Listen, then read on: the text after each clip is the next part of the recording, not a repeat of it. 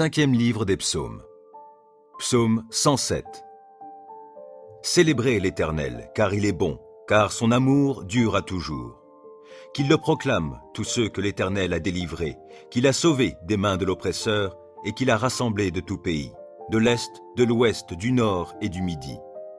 Les uns erraient dans le désert où il n'y a personne, sans trouver le chemin d'une ville habitée. Ils étaient affamés, ils avaient soif et ils étaient tout près de défaillir. Dans leur détresse, ils crièrent à l'Éternel, et il les délivra de leurs angoisses. Il les mena par un chemin tout droit, et les dirigea vers une ville habitable. Qu'il loue donc l'Éternel pour son amour, pour ses merveilles en faveur des humains. Il a désaltéré les assoiffés, il a comblé de biens les affamés. D'autres se trouvaient dans des lieux où régnaient d'épaisses ténèbres et l'obscurité la plus noire, enchaînés dans la misère et les fers pour avoir bravé les commandements de Dieu et méprisé les desseins du Très-Haut. Il les humilia en les astreignant à un dur labeur. Ils succombaient, privés de tout secours. Dans leur détresse, ils crièrent à l'Éternel et il les délivra de leurs angoisses. Il les fit sortir des lieux sombres et ténébreux, il rompit les liens qui les retenaient.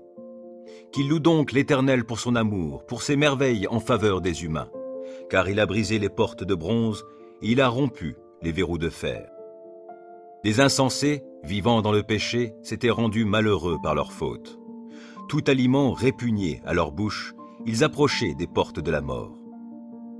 Dans leur détresse, ils crièrent à l'Éternel et il les délivra de leurs angoisses. Il dit un mot et les guérit, et il les fit échapper à la tombe. Qu'il loue donc l'Éternel pour son amour, pour ses merveilles en faveur des humains. Et qu'il lui offre des sacrifices de reconnaissance, qu'avec des cris de joie, il raconte ses œuvres. D'autres s'étaient embarqués sur la mer, dans des bateaux, et ils vaquaient à leurs occupations sur de profondes eaux. Ceux-là ont vu les œuvres de l'Éternel et ses prodiges sur la haute mer. À sa parole, il fit lever un vent impétueux qui souleva les flots. Tantôt ils étaient portés jusqu'au ciel, tantôt ils retombaient dans les abîmes, et ainsi, mis à mal, ils défaillaient. Pris de vertige, ils titubaient comme ivres, et tout leur savoir-faire s'était évanoui.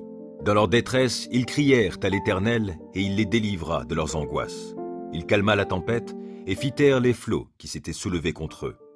Ce calme fut pour eux cause de joie, et Dieu les guida au port désiré. Qu'ils louent donc l'Éternel pour son amour, pour ses merveilles en faveur des humains.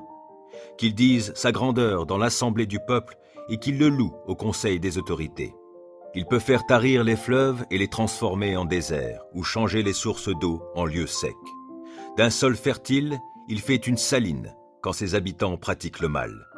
Mais il change aussi le désert en lac, et la terre aride en source d'eau vive, et il y établit ceux qui ont faim, pour qu'ils y fondent une ville habitable, qu'ils ensemencent des champs et plantent des vignes qui porteront des fruits en abondance. Il les bénit en sorte qu'ils se multiplient, et il ne laisse pas décroître leur bétail. D'autres sont réduits à un petit nombre, écrasés sous le poids de l'oppression, du malheur et de la souffrance. Dieu répand le mépris sur les puissants, les fait terrer dans un désert sans route. Mais il délivre le pauvre de la détresse et rend les familles fécondes comme le petit bétail. Les hommes droits le voient et ils s'en réjouissent, mais toute méchanceté a la bouche close. Que celui qui est sage prête attention à tout cela et qu'il médite sur l'amour de l'Éternel.